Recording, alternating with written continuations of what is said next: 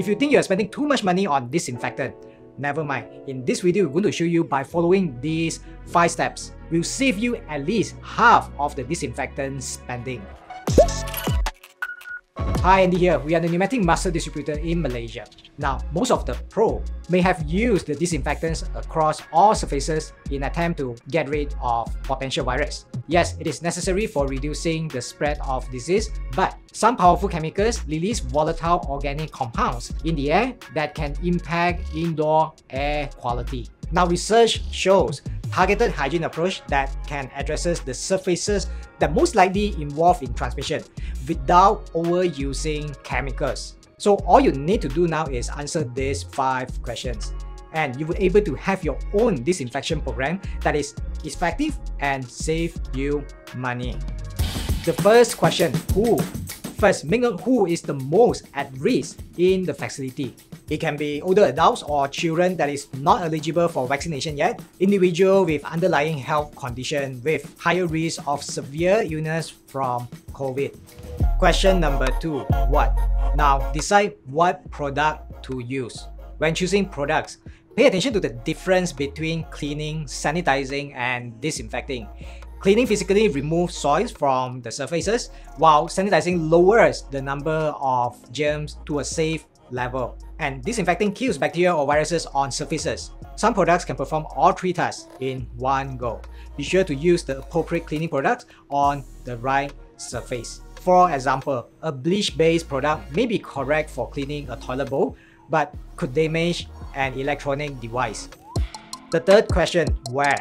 You can then determine where to disinfect within the facility. High touch points or surfaces that everyone touches include tabletops, counters, light switches, elevator buttons, door handles, remote controls, and more.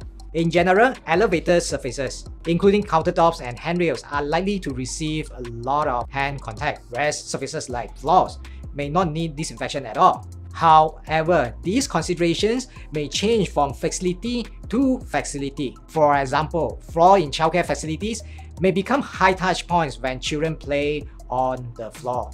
The next point, when?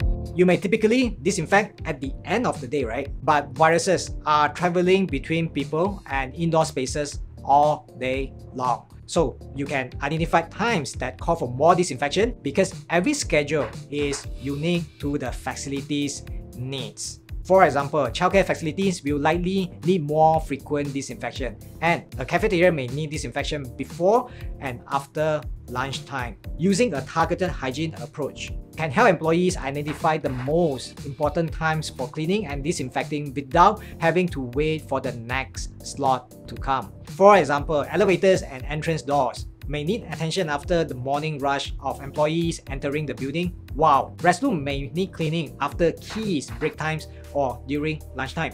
The last question, how? The last step is to train the cleaners or yourself up on how to clean according to the best practices or guidelines. Personal protective equipment such as gloves, face shield, and make sure all necessary training, steps, or education materials are available.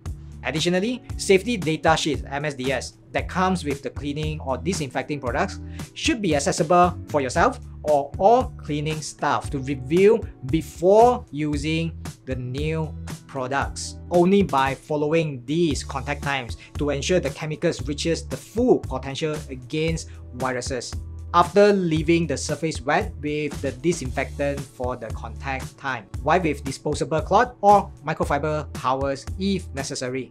You should also be sure not to carry contaminated dirt from one surface to another by repeatedly using the same microfiber cloth for all surfaces. Alright, that's been it. Make sure you go through these 5 questions to develop a cleaning and disinfection program that addresses the most high-risk area without overusing chemicals or waste money on the area that you don't need to disinfect that frequent. Hit the like button if you find this useful and subscribe if you want to watch more videos like this. Thank you for watching. Catch you in the next one. Take care.